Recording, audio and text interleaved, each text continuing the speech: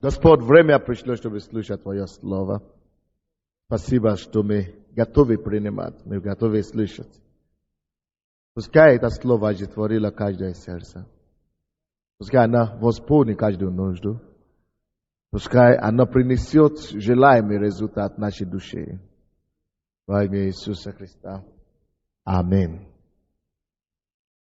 Аллилуйя. Давайте откроем, пожалуйста, Евангелие от Иоанна. Евангелие от Иоанна, 6 глава.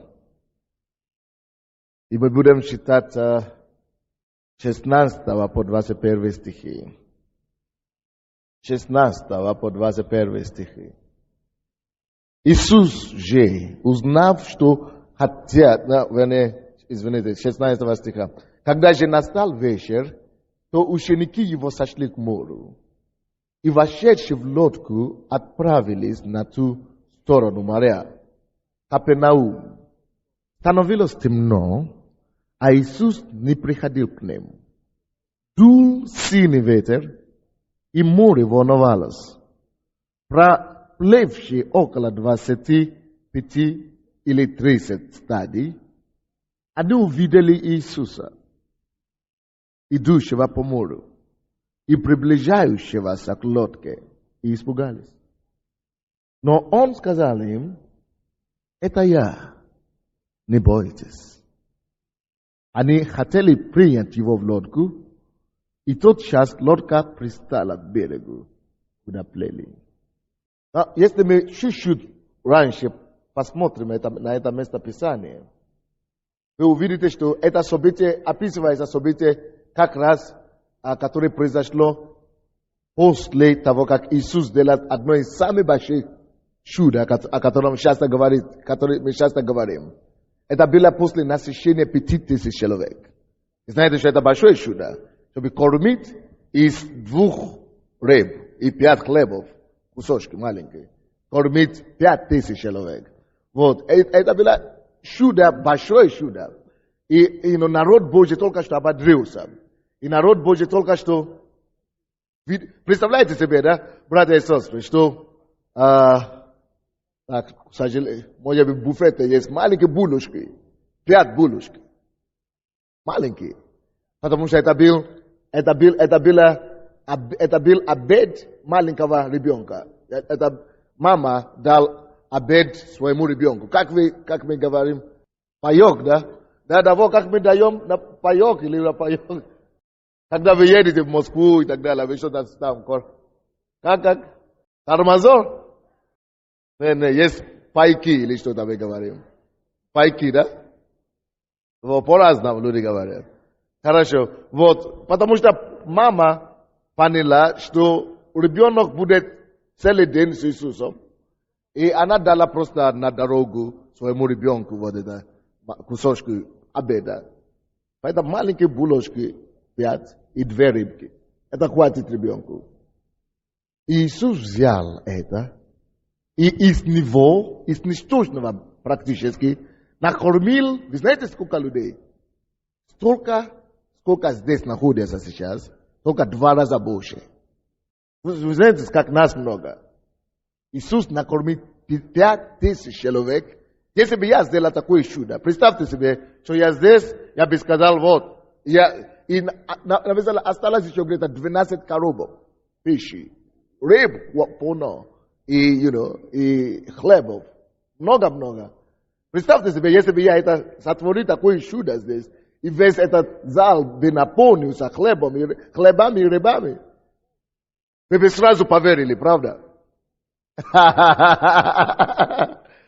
Мы бы все сразу поверили, что Иисус действительно Господь. Аминь. Вот, это то, что было.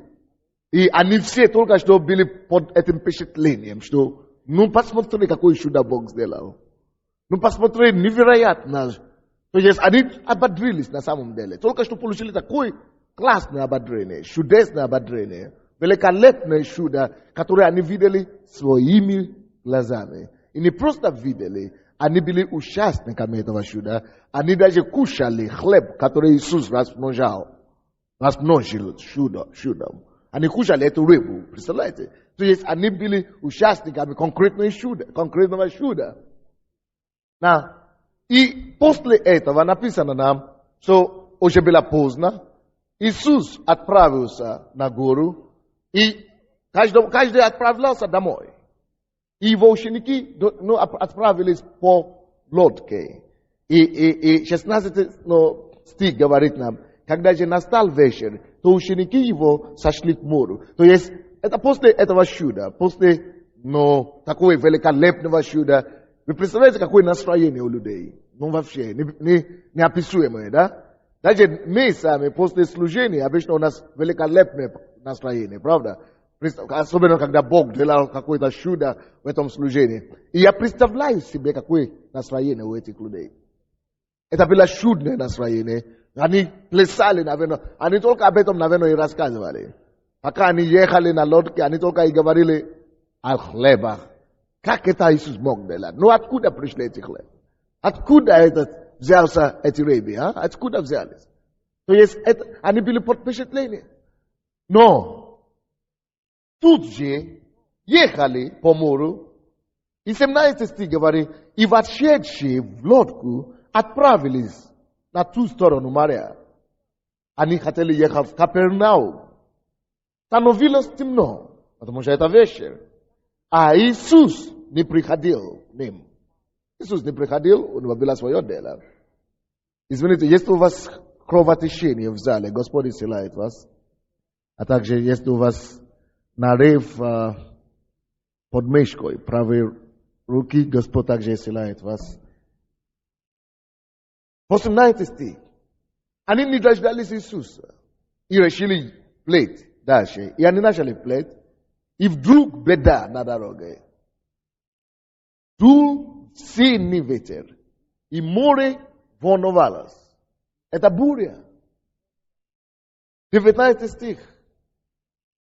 Проплылись около 25 или 12 или 30 стадий. И они увидели Иисуса, идущего по морю. И приближавшегося к лодке. И испугались. Где был Иисус в это время? Они должны были идти в Капернаум. Они не дождали Иисуса. Вы думали когда-нибудь об этом? Но ответ есть в 15 стихе. Иисус же, узнав, что хотят прийти нечаянно взять его и сделать царем, опять удалился на гору один. В другом месте не было написано, что они хотят его делать царем, просто удалился на гору, помолился.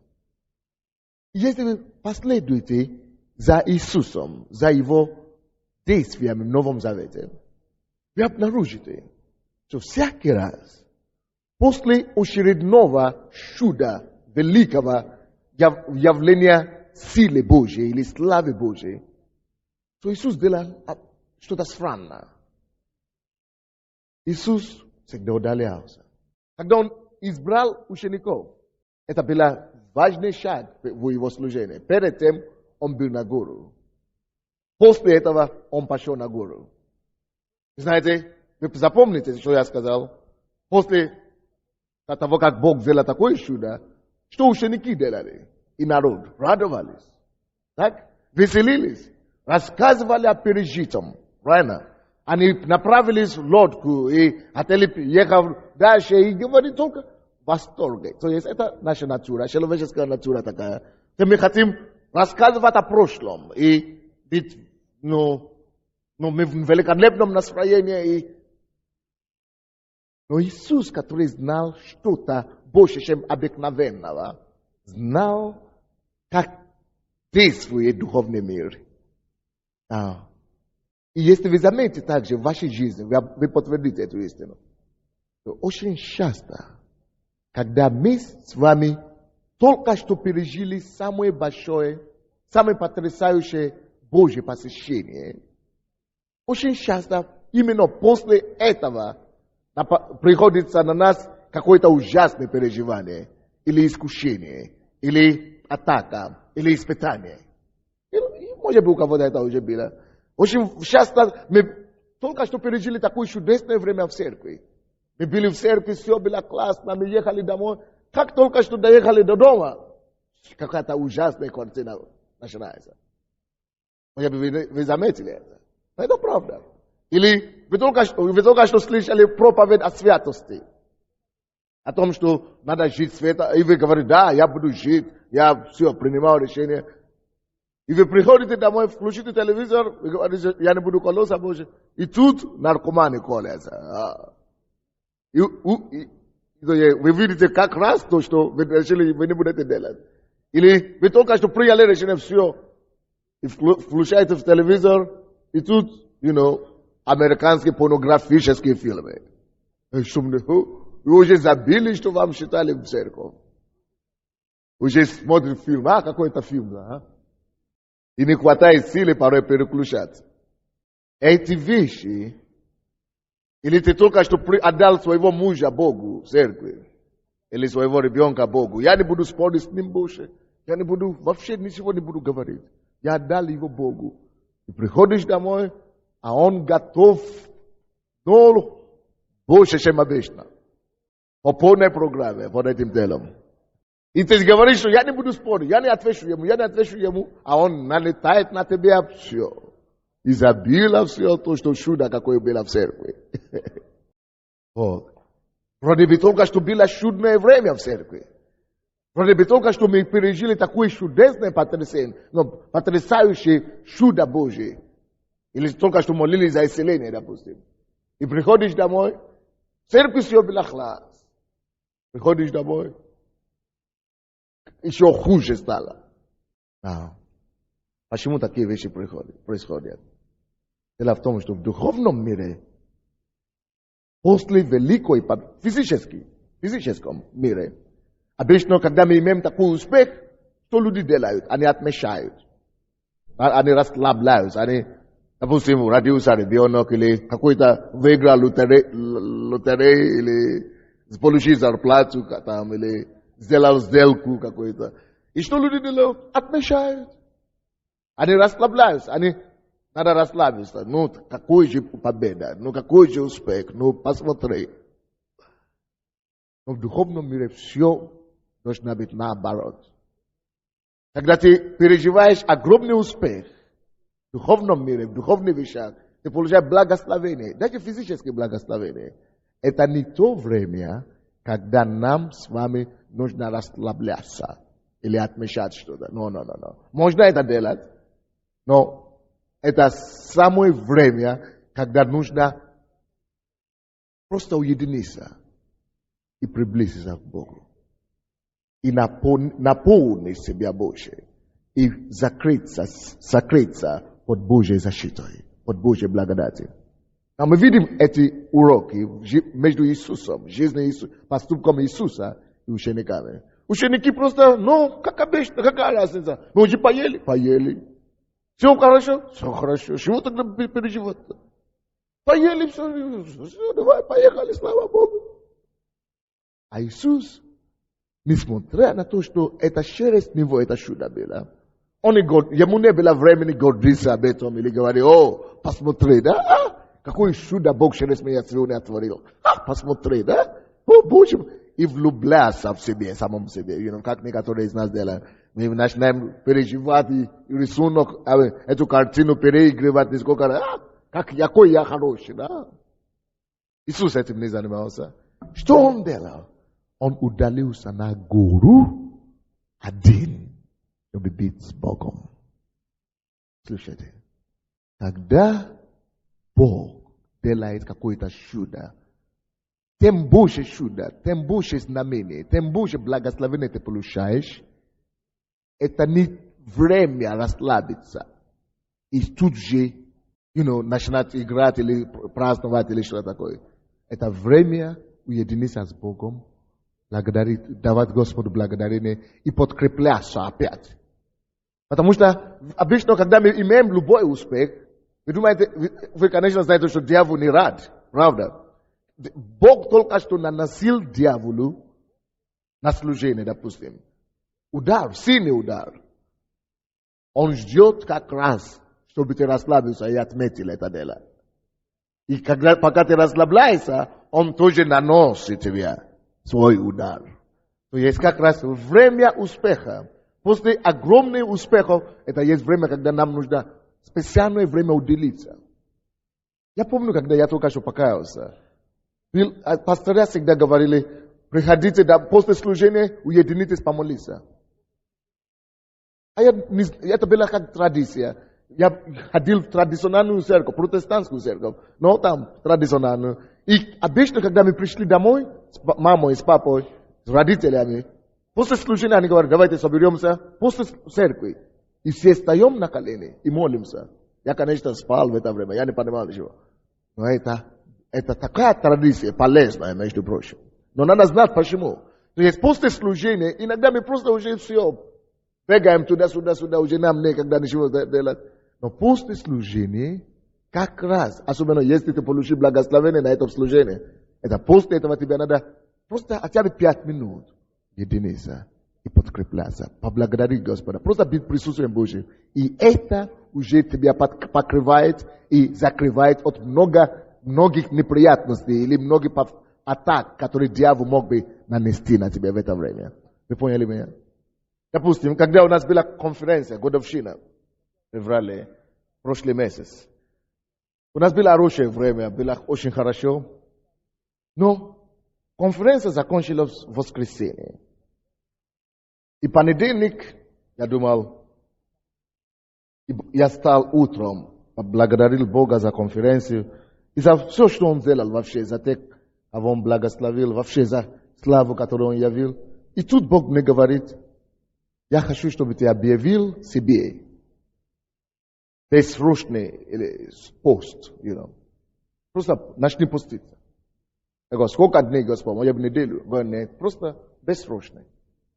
Я постился. И на третий день Бог мне сказал, перед четвергом, то есть в среду, говорю, есть 2 проблемы в церкви, и через которые дьявол будет тебя пытаться бить.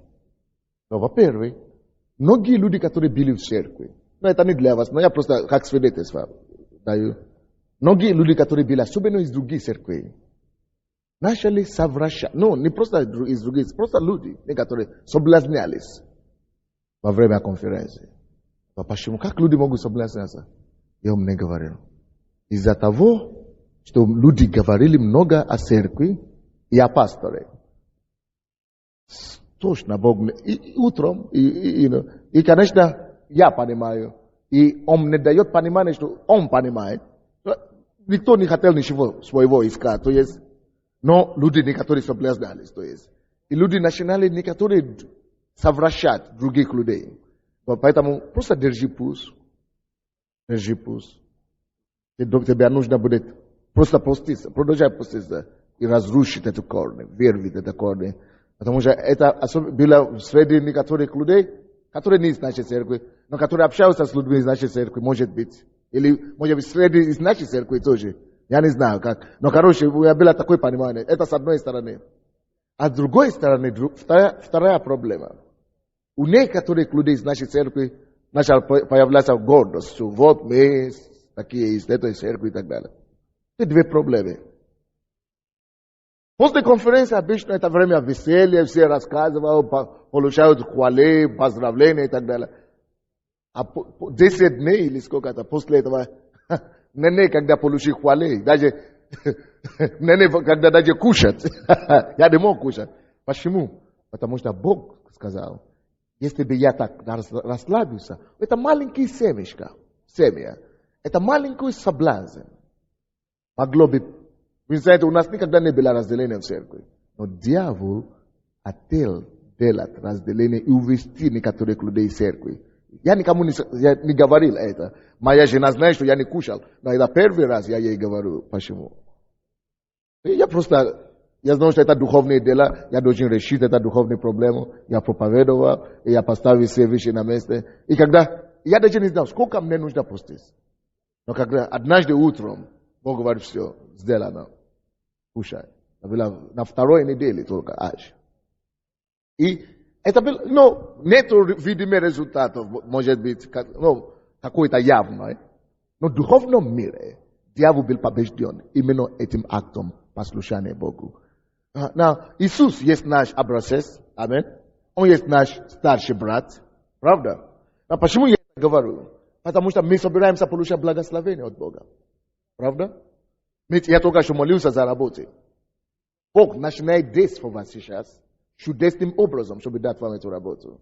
И зарплаты, и долги покрывать и так далее. Но когда вы начинаете получать и переживать Божьи благости, Божье благословение и Божье прикосновение, очень важно, чтобы вы знали, как себя оградить, и как защитить, и как сохранить того, что Бог вам дает.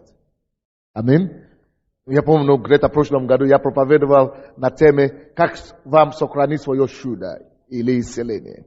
Как вам сохранить чудо или исцеление от Бога. Многие люди это не знают. Но я этот факт, эту истину там не говорил. Но это тоже нужно нам знать. То есть всякий раз, когда ты чувствуешь, что Бог только что излил или вылил на тебя какую-то особую благодать или благословение, это не время, чтобы расслабиться. Миру, конечно, когда вы только что получили что-то, давайте отметиться, будем расслабляться, будем гулять. Это норма в миру. Но когда ты с Богом, надо в это время как раз быть осторожно. Надо попросить Божью защиту. Надо, быть с Богом какое-то время, хотя бы 5 минут, 10 минут, помолиться, оградить себя, оградить это благословение и ходить и стать прочной, то есть укрепить свою позицию в Боге, прежде чем пойти дальше. Но, это просто введение в мою проповедь, это не основную проповедь, но оно нужно нам. Но ученики этого не знали, они не были, опытными в этом деле, но Иисус опытный. Их действия, их реакция и реакция Иисуса полная противоположность. Вы заметили, да? Иисус делал чудо, он бы ходил, вот я герой, посмотрите на меня. Говорит, я же вам сказал, что я от Бога. Я же вам сказал, что я сын Божий. Посмотрите, сколько вы кушали. No. Он понимал некоторые вещи больше, чем обыкновенных людей. Он удалился. Они даже его ждали. Они не знали, куда он делся. Они не должны были знать. Он был сам, с отцом, подкреплялся. И как будто он знал. Не только как будто знал. И действительно, он был прав. Потому что оказывается, что он правильно делал. Оказывается, дьявол уже размышлял путем, как можно отомстить. Много же там было людей, 5000. Я абсолютно уверен, что это не была единственная лодка, которая там была. Но именно на их лодку напала волна. Там, где Иисус и должен быть, и его ученики. Потому что дьявол просто только что сказал, ты только что меня позорил, дьявол. Иисус, послушай, я приду. Он не хотел, чтобы они доехали до Капернаум. Он только что планировал реванш. Но Иисус мудрый. Ты не можешь обыграть Иисуса. Аминь. Он уже в это время был у Отца. И решил все вопросы, поставив все точки над «и». Порой нам с вами надо вот так поступать. Научиться избежать неприятностей путем того, что мы умеем действовать по Божьим принципам. Окей. Дальше. 16 стих. Когда же настал вечер? Это вторая часть моей проповеди. Первая часть понятна нам, правда? Вторая часть моей проповеди. Когда же настал вечер, то ученики его сошли к морю, чтобы ехать, чтобы двигаться дальше. А мы знаем с вами, что вечер – это время, это время конец рабочего дня, правда? Настал вечер, и думаем, надо спать, надо лечь спать и так далее. Поэтому они уехали спать. 17 стих. И вошедшие в лодку отправились на ту сторону моря. Капернаум. Становилось темно, а Иисус не приходил к ним. Вы можете себе представить, что творилось с учениками, особенно когда становилось темно. Иисуса нет с ними. Если говорить метафорически, так, это правда. Если говорить метафорически, да? Если говорить метафорически, то темнота, вообще-то обозначает что-то ужасное, что-то плохо. И я могу себе представить, написано, становилось темно, ночь, темно, на море электричества не было. Вообще ужас становится. Иисуса нет. Разные моменты у нас бывают в жизни, разные ситуации жизненные. Есть такие времена в нашей жизни, когда мы думаем, вот это прямо солнце, это день, это рассвет. А есть такие моменты, когда мы говорим, что, о Боже мой, настал вечер, становится темно. Слушайте, я хочу помолиться, если этот человек здесь, у кого проблема с грудью, левый грудь, я думаю, это вам поставили либо диагноз рака или что-то подобное. Пожалуйста, встаньте, я уже молился, но когда я сейчас начал проповедовать, дьявол опять напоминал, что вот ты умрешь, значит, от этого. Ты не умрешь от этого. Ты не умрешь от этого. Ты не умрешь.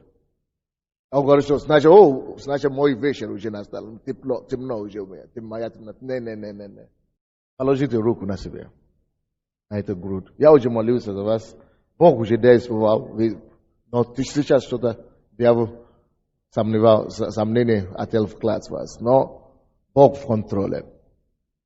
Господь, именем Иисуса, Духом Твоим, я молюсь, чтобы сверхъестественная операция, Твоя операция, состоялась над моими сестрами. Я повелеваю этим опухолям, раковым опухолям сосаться, уйти прочь во имя Иисуса. Властью именем Иисуса я освобождаю вас от этой болезни. Я освобождаю вас полностью. Будьте освобождены и будьте исцелены и свободными. Пускай крепость, мощь Божье исцеление исходит на вас. Чтобы вы сами стали на этом месте и засвидетельствовали о славе Божьей. Господь, я благодарю Тебя, что Ты сам работаешь над этими людьми. Ты явишь Твое чудо избавление во имя Иисуса. Спасибо, Отец. Аминь. Даже несмотря на то, что у одного из вас уже, как называется, метастаза уже пошло не ваш желудок, боку и так далее. Но ничего. Не обращайте внимания на это. Обращайте внимание на него. Он в контроле. Все будет хорошо. Настал вечер. Становится темно. Разные ситуации бывают в нашей жизни. Порой мы думаем, что уже все, темнота пришла. Все, уже Иисуса нет. Может быть, вы долго тоже ждете помощи от Иисуса. Может быть, вы одни из тех людей, которые думают, вот в моей темноте Иисуса нет. Я не знаю, сколько вы уже молились, сколько вы надеялись, и становится более темно и темно. Знаете, вечер, когда вечер наступает, не бывает, что у вас стало темно, а потом свет настал, а потом темно, а потом свет. Но. Когда вечер уже наступает, все уже темно и темно бывает. Вот хуже получается. Только темнее и темнее бывает. Вот это то, что было в этой ситуации. Темнота наступила. И они не увидели Иисуса. Иисус не пришел. Часто мы так думаем, что с нами бывает. Мы думаем, я же с Богом. Но почему моя ситуация не облегчается? Не становится легче. От одной проблемы в другой. От одной неприятности в другую, да? Где Бог? Если мы так молимся, постимся, ищем лица Божьей, ходим в церковь, но это даже еще даже не все было в их ситуации. Написано, что то, что становится темно, это одно. Иисус не приходил, это другое. А 18 стих еще хуже стало. Вообще начал дуть сильный ветер. Когда сильный ветер дует, когда буря приходит, когда темно, это дважды хуже. Если в день ты мог знать, насколько вы далеко от берега. Но когда темно, еще и дует, и буря распадает. Ой-ой-ой-ой-ой-ой-ой-ой-ой. Чем я заслужил все эти беды, Господи? Это то, что мы привыкли говорить. Чем я все это заслужил, Господь? Мало то, что это самое. Темно, плохо все вокруг, кругом. К этому добавилось, что Божьей помощи не видно. Еще и какой-то буря, потрясение. Что такое сильный ветер? Это потрясение какие-то. Может быть, это потрясение в семье у вас как раз. Или какое-то потрясение дома, или потрясение с детьми, или потрясение на работе, или просто личную жизнь. Такое впечатление, что я уже все, сорвусь, да? Особенно, когда ты ждешь, и нету ситуации, нету изменения, то и Бог не приходит. Написано, дул сильный ветер, и море волновалось. Море волновалось. Такое впечатление, что вокруг все рушится. Я представляю особенно людей, которые... Я собой представляю ситуации людей, которые должны по квартире. И говорят, что сейчас буду судить и буду выселять. Я представляю себе такую ситуацию, допустим. Вот есть один человек, мы говорим, что они бомжи, но они хорошие люди. Вот один бомжи у нас сюда ходит, может быть, где-то здесь есть, у нас Палушкой ходит. И когда я с ним разговаривал, я говорю, молодой человек, вы хотите избавиться от этой палки? Она говорит, самая большая палка, это то, что Бог нашел меня. Я хочу, я буду, я хотел за него помолиться. И я заговорился с ним. Как вы стали бомжей? Вы ходите пешком по городу, да? Как это стало? И он говорит, что я человек с высшим образованием. Он так ясно, разумно начал говорить со мной. Оказывается, он инженер, какой-то. Да, что-нибудь. Я не знаю, он здесь или нет сейчас. Один из наших бомжей. Оказывается, и он начал так грамотно говорить. Оказывается, что не все бомжи, он не пьет, он алкоголик, но просто негде жизнь. Судьба, нет документов, нет ничего, то есть. И так часто бывает у людей. Особенно, когда сейчас говорят, что мы будем выселять вас вообще из квартир и так далее. Миру это волнение идет по полным ходом. Так? Миру это сильнейший ветер, который всех выбивает из своих мест, где они стоят, из своих рассудок и так далее. Но слушайте, у нас другая ситуация с вами. Мы уже пришли к Богу. То ветер, который дует сильно и собирает все на своем пути, пускай всех собирает в миру. Вот, пускай это будет ветер выселения из квартиры, или ветер болезни, ветер какие-то инфекции, ветер зависимости. Но мы уже пришли к истоку.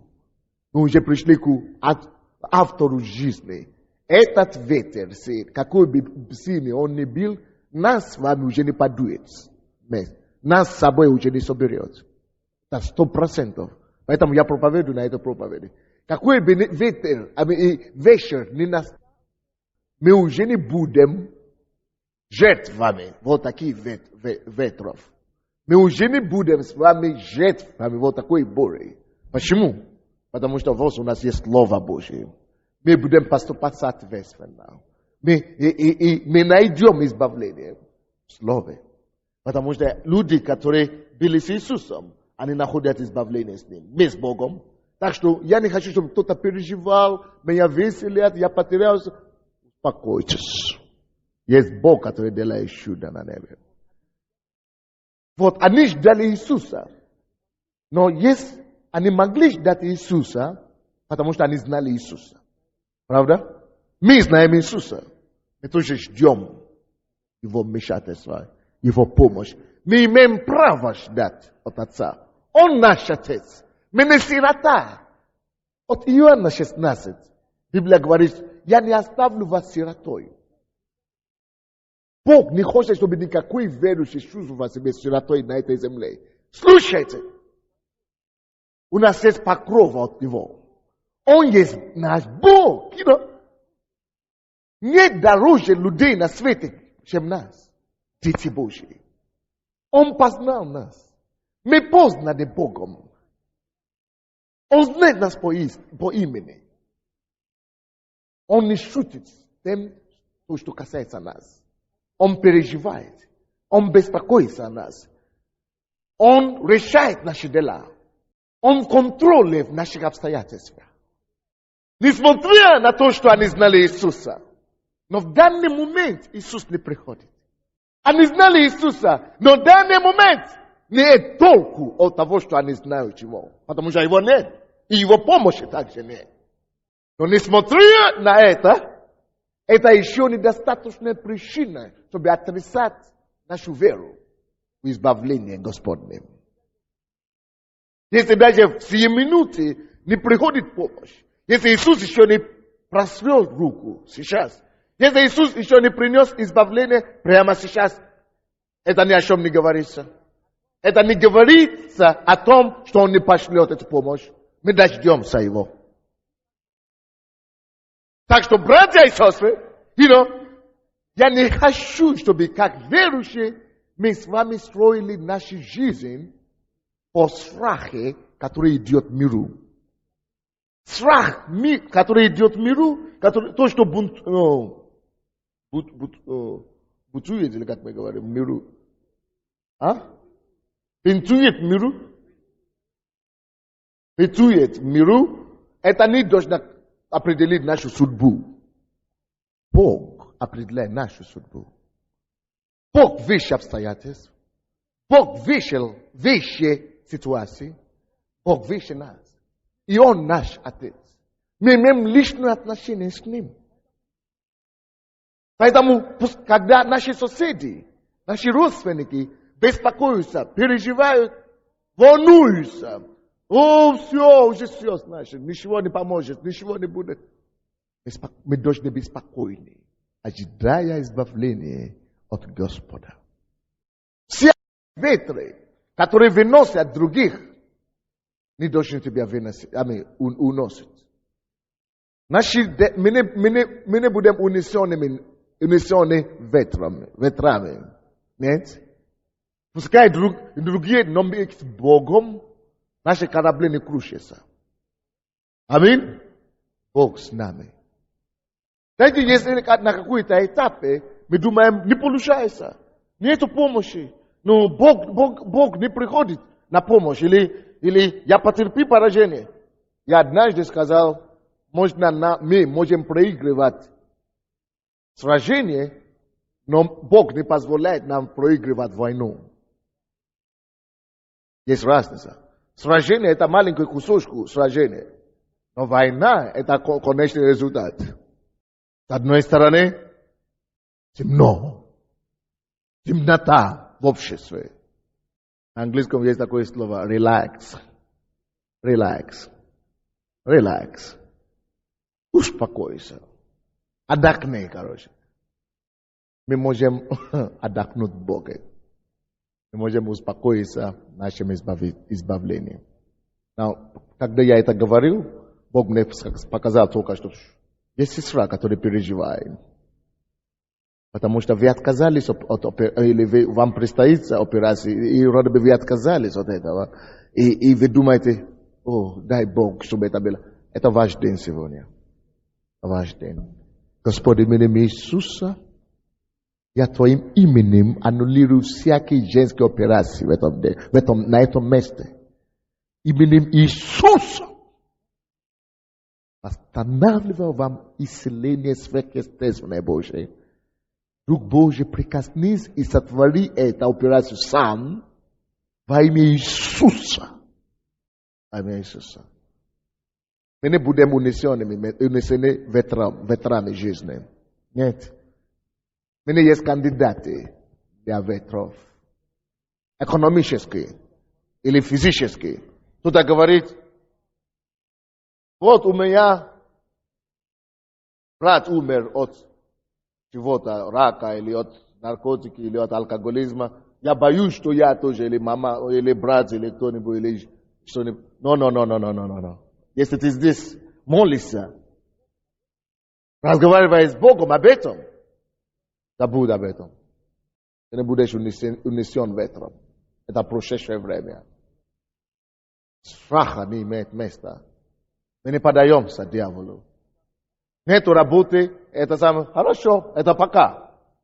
Но мы ждем Иисуса. Мы ждем избавления Господне. Мы ждем. Они были в состоянии ожидания их чуда. Они ждали постоянно. Сначала стало темно, но они ждали Иисуса. Но говоря, Иисус не приходил, но они ждали. Была надежда, была вера. Неважно, насколько усиливается ситуация или ухудшается обстоятельства вокруг нас, держи свою веру в Бога. Я знаю, мой Бог поможет. Мой Бог избавит меня. Я знаю Его. Он мой Отец. Я живу с Ним. Я хожу с Ним. Я Его не знал, но Он меня нашел. Я Его не знал, я Его не искал. Он меня искал, разыскивал. Нашел меня. Спас меня от моих грехов. Я был недостойным этого всего. Я был недостойным прощения Его. Но Он простил мне мои грехи. Я не простил у Него, но Он нашел меня. Тем более Он решит мои проблемы.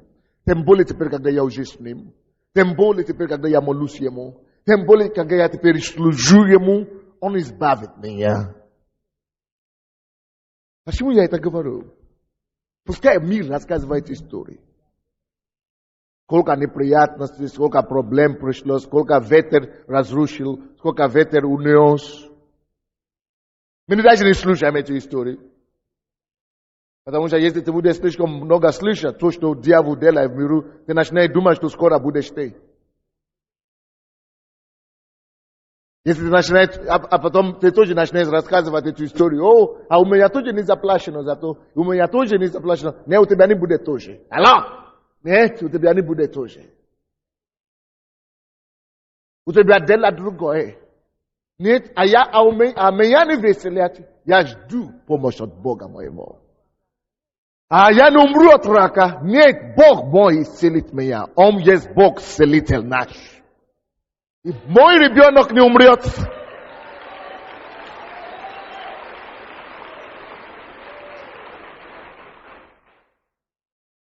Мой ребенок не умрет от алкоголизма или от наркотиков. Нет, я пришел к Богу. Я нашел Его. Я видел то, что Он сделал для других. Он есть тот же самый Бог. Он нелицеприятен. Я верю Ему, и я Его не выпускаю. Я не выпускаю свою веру. Конечно, мы можем выпустить свою веру и разочароваться, и начинать падать в депрессию, как все. Нет! Мы не имеем права. Там написано, они ждали Иисуса все равно. Они не знали, когда Он придет. Где Он? Они ждали Иисуса. Слушай, постоянно жди твое чудо. Бог, Он избавит нас. Бог, Он избавит нас. Наш Бог, Он способен. Наш Бог способен. И то, что с другими, с нами она не будет. Дует сильный ветер. Стало темно. Я еще не получаю свое чудо. Я еще не вижу Иисуса, но Он придет. Мое чудо придет. Мое избавление придет. Я увижу свое чудо. Со мной не будет, как с этими. Со мной не будет, как с этими. Я все равно выиграю. Я все равно дожду свое. Я все равно преодолею. Я все равно увижу избавление Господне. Дальше. Псалом 90.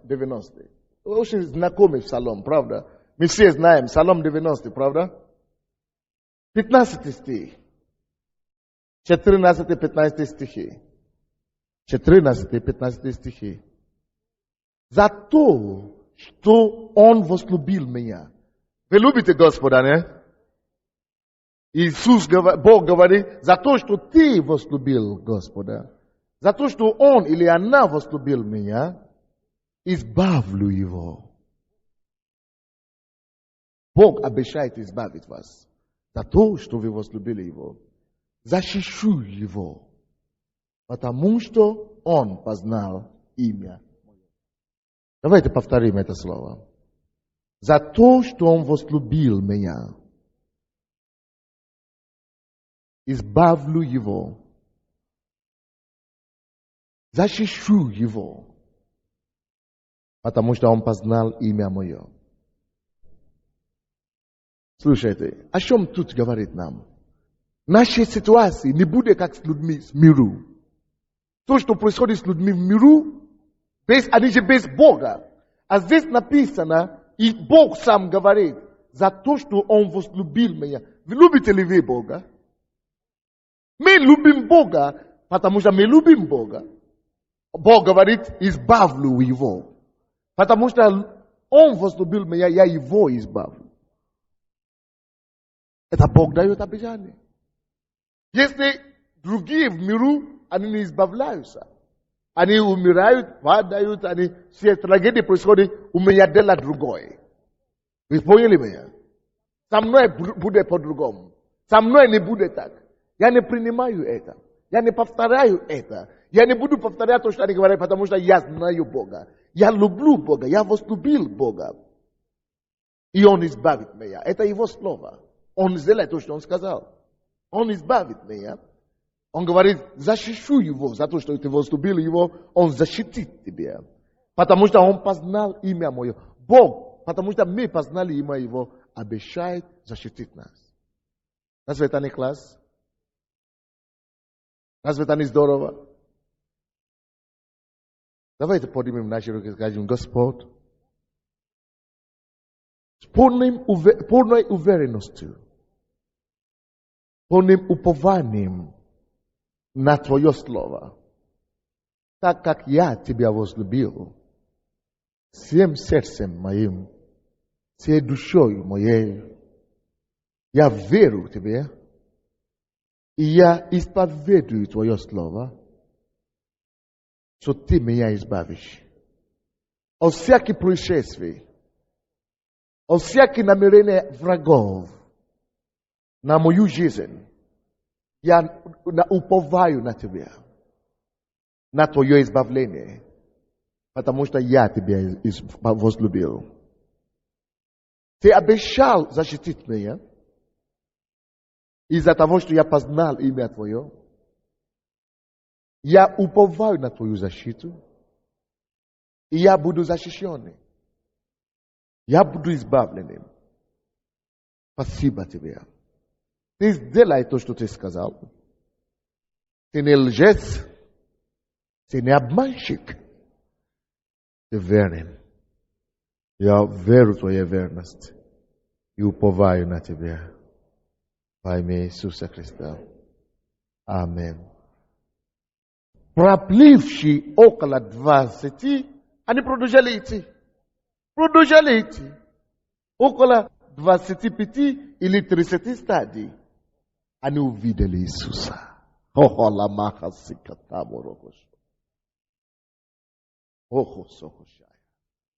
Слава Тебе, Господи.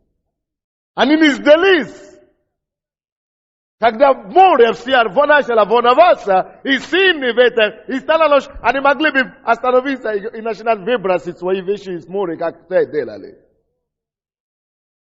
И начинают говорить, мы умрем, начинают плакать и устраивать себе, плащи за их душу наперед, за их похорон наперед.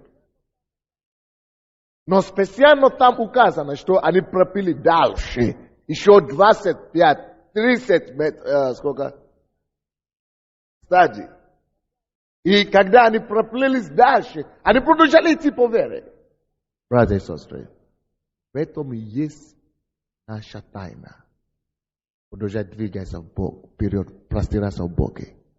Простирайся вперед. Где это спарринг, мужчина, это брат, который Толик, который говорит, что позвоночник у него была парализована опухоль. Где он есть? Дай сюда, иди сюда, я жду тебя. Потому что есть другой человек, у кого другой, только один позвоночник, бедро, правое бедро, что-то подобное, у вас разрушает ваши кости там. Да, положите руку. Именем Иисуса. Повелеваю, чтобы это не было опухоль или нарыв, чтобы она удалилась во имя Иисуса Христа.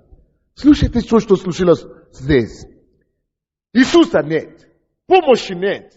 Ситуация стала еще хуже и хуже. Но они продолжали идти вперед. Братья и сестры. Пускай море волнуется. Пускай ветер дует. Твое дело простираться вперед. Давайте сюда. Продолжай простираться вперед. Продолжай простираться вперед. Это большое свидетельство. Он отказался от операции. Что он был, когда я был у него в больнице, он крутился так. Сумасшедшие боли. Я говорю, что это там? Они нашли. Они нашли вот здесь опухоль, которая захватила несколько позвоночников. Я молился, Бог мне дал слово знания. Я знал, что ты будешь ходить. Если ты хочешь, ты можешь согласиться на операцию. Иногда Бог может использовать руки врачей, чтобы делать операцию. Но я уже помолился за тебя, и я получил слово, что Бог тебя исцелит. Так и так, или так, он исцелит все равно. Как хочешь. Он говорит, нет, я не буду согласиться на операцию. Я говорю, да. Посмотри на твою веру. Как ты хочешь. Как ты чувствуешь, что ты можешь. Если ты можешь устоять, стань. Он ждал, что вот, я молился за него, что завтра он пойдет. Он не пошел завтра, но он не сдался. Он простирался вперед. Написано, они продолжали ехать. Они плыли 25, 30, и когда они плыли 30 метров или сколько стадий, они увидели Иисуса. Это то, что он тут и сказал. Он говорит, вторник, понедельник я отказался от операции. Через какой-то 15 день палец или как ты? Палец шевельнулся, один всего. Один палец ноги, да? Да. Один палец ноги. А через месяц это вот... Через сколько шевелился один палец? Через 15 дней один палец шевельнулся. Через месяц стопа шевельнулась. А через 1,5 месяца я постоял 2 секунды вот так на ногах, без поддержки. И теперь ты ходишь? И теперь я хожу. Аллилуйя. Слава Господу. Вы знаете, я не свидетельствовал здесь на сцене, но я просто имею возможность сейчас сказать, благодарю пастора Сандея. И еще это вот мне в сон явился Иисус, и Он меня в лесничество так за руку водил. А потом второй сон, что я сижу у Него на руках и рыбу ловлю. Я сам рыбак, это было чудо. Но, допустим, у него ситуация со здоровьем. Может быть, у тебя ситуация с семьей. Может быть, у тебя с долгом. Может быть, у тебя, я не знаю, с кораблем или с лодкой, как у них там. Но он продолжал верить. Аминь, да, я продолжал, я ждал, я терпел это вот. Это были адские боли, невозможно было. У меня уже пролежни появились вот здесь вот на теле, это вот. Но я все равно думал, что Господь найдет для меня выход, найдет, потому что Он и ищет этого. И Он нашел для меня, и я благодарю Его. Аминь. И сейчас у него в руках есть свидетельство, что Бог, его избавитель, нашел его и нашел выход для него. Простирайся вперед Бога. Это может быть длинная борьба, длинная какой-то сумасшедшие неприятности. У них тоже были неприятности, сумасшедшие там. Они, представляете, темно. Куда идти, когда темно? Мы не знаем. Нету направления, ничего не видно. Еще темнее стало. Где ты, Господи Иисус? Вы думаете, что Бог не был в курсе? Иисус не был в курсе? Иисус был в курсе. Но Он решал этот вопрос отцом один на один сам. И Бог, Иисус никогда не бывает поздно. Он не опаздывает. Даже если ты умер, ты умрешь. Это все равно не поражение. Чтобы ты знал на всякий случай.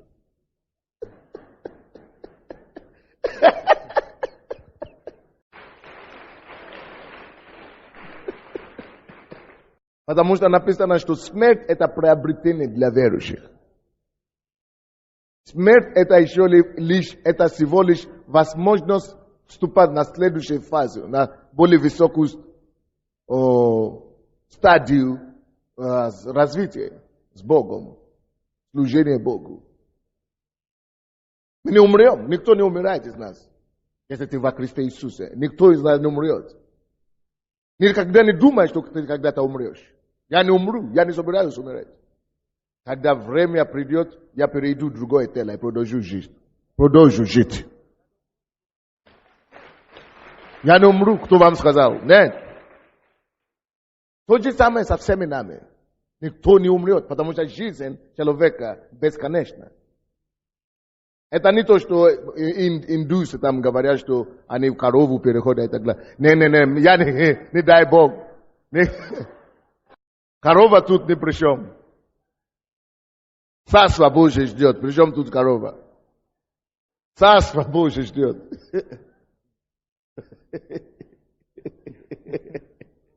Но он не умер. Бог исполнил его ожидания. Аминь. Аминь. Что ты скажешь людям, которые вот так, в такие ситуации ждут чуда от Бога? Вы знаете, я просто хотел бы сказать, дорогие мои братья и сестры, это вот бывает очень критически, и я лично, у меня слезы текли с глаз, это я просто зубы, подушку вот так зажимал, чтобы не мешать этим больным, которые рядом меня лежали. Но я думал, Господь, ты все равно спасешь меня. И вы знаете, в это время приходил какой-то человек, или он молился за меня, или утешал просто, и я находил утешение через людей, или я открывал Слово, и просто я видел, как картинки из Библии начинали жить в моем здесь и я видел это, что Господь является. Он приходит всегда, поэтому как вам не трудно просто, не звертайте уваги на обстоятельства. Щирый украинец. Спасибо. Да, слава Господу. Есть другой человек, у кого отнимается левая нога. У вас, не так плохо, но у вас пока отнимается левая нога, и вы думаете уже, что вот уже. Именем Иисуса я постановляю эту ногу стать на месте. Тоже левая нога где-то ниже колена, ниже вообще голеностоп. У кого-то тоже вообще сумасшедшие, адские боли. А ноги отнимаются. Положите руку ей на позвоночник. Именем Иисуса я повелеваю этим ногам восстановиться. Прекратиться отниматься и стать на месте. Во имя Иисуса. Вы пойдете домой нормально. А вы встанете это? Вы знаете, что вы пойдете домой нормальными теперь? Скажите, да, поверьте, примите это во имя Иисуса. Аминь. Очень интересный стих. Какое утешение они видели, когда, извините, Дух Святой меня пребывает. Есть мужчина, который здесь, брат, который очень, тоже пролил много слез, потому что у вас проблема по мужской, это несостоятельность там. И положите руку на себя. Господь очень сегодня подкрепит вас. Я запрещаю эту болезнь. Мужская болезнь. Мужчина. Именем Иисуса. Аннулирую эту болезнь. Останавливаю, чтобы сила Божья зашла на вас. Чтобы крепость Божья нашлась в вашем теле. Будьте исцелены. Господь, спасибо. Это делаешь. Во имя Иисуса Христа. Пропливши около 25 или 30 стадий, они увидели Иисуса, Боже мой. Представьте себе, какое это утешение, когда они увидели Иисуса, дождались Его. Представьте себе, какая-то надежда появилась. Иисус, увидели Иисуса. Они ждали Его, когда было темно, Его не было. Ждали, когда ветер начал дуть, Его не было. Море начали волноваться, они Его не увидели. Но они продолжали плыть. Они продолжали плыть. Когда они проплыли 25, 35 это самое стадии, они увидели Иисуса. Я молюсь, Господи, за всех моих братьев и сестер, чтобы они дождали Иисуса в своей ситуации и обстоятельствах. Чтобы каждый увидел в этой ситуации Иисуса. Потому что кому удалось, тот, кто видит Иисуса, тот больше не замечает буря. Тот, кто может видеть Иисуса, тот больше не замечает волнение. Тот, кто может видеть Иисуса, тот больше не обращает внимания на ветер. Тот, кто может держать свой взгляд на Иисуса, тот видит только избавление и переживет только избавление. Если вы сможете видеть и смотреть на Иисуса, вам уже не беспокоиться то, что творится с морем. Вам все равно уже, как ветер дует или кого уносит с собой. Вы видите и смотрите на Иисуса, и значит избавление пришел. И что случилось на самом деле? Иисус сказал им, это я, не бойтесь. Они хотели принять его в лодку, и тотчас лодка пристала к берегу, куда приплыли.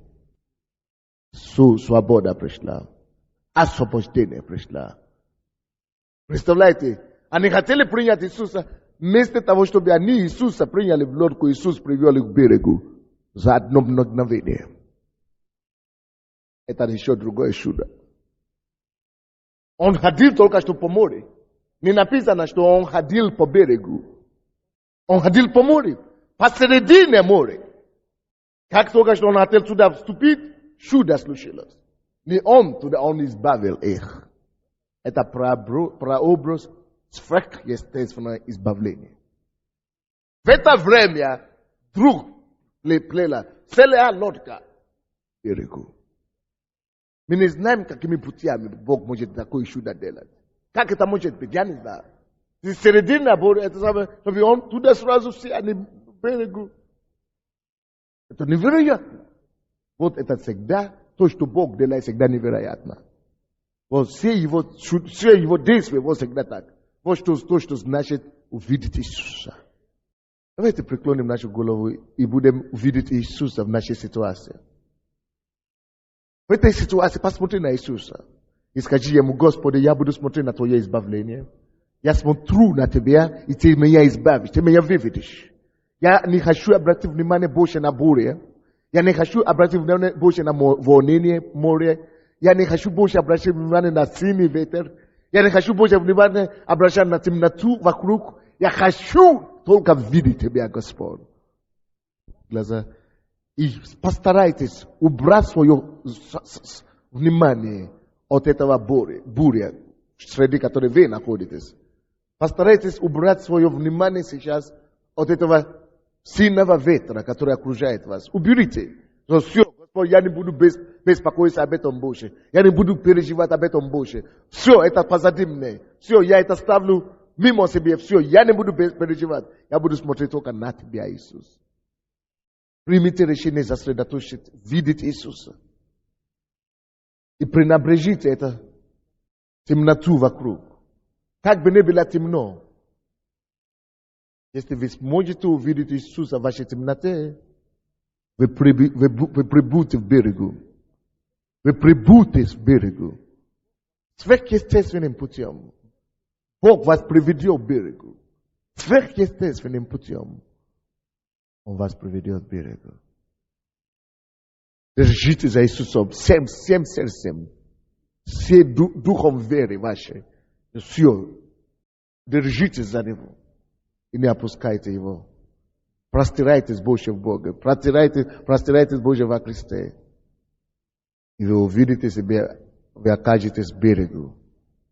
Бог есть Бог избавления. Аминь.